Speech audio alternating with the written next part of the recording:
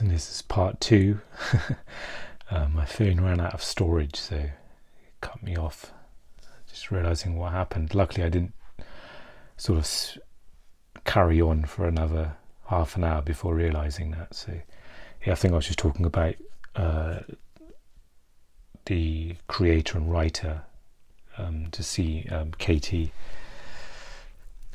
Capiello, to see anything else she's done. But yeah, I'm looking to, when I'm coming across, I don't know if this came, I mentioned this in the end of the last video when it cut me off, but there's a show, Euphoria.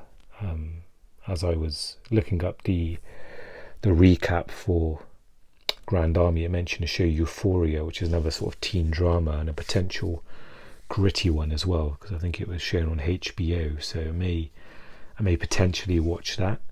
And I think I was mentioning when my storage ran out, that I was wanting to write notes for Grand Army as well, just little notes, because it feels like it's really hard to sort of create like a recap sum up of of like a series, especially with my sort of health at the moment. It's very hard to sort of absorb stuff and keep it there, and sometimes I've done notes in the past for shows, but there's also that sort of dilemma where I don't want to put pressure on myself to have to do a recap, and this is the whole purpose of this is to try and enjoy it, and it'd be sort of therapeutic to kind of talk about stuff openly and freely, and like a long form, where it's not just, you can enjoy the recording and doing of it, not just just putting the content out there and hoping it gets views and all of that stuff. It's just more about just enjoying the doing of it, and so I'm just kind of trying to balance that out. But yeah, potentially to show Euphoria, and maybe I'll watch that next and continue the sort of teen drama theme I'm on, where I've watched, I think, One of Us is Lying, and I've watched, okay, Clickbait, not really a teen drama besides one episode, but it's kind of a couple of mysteries as well, and that is too.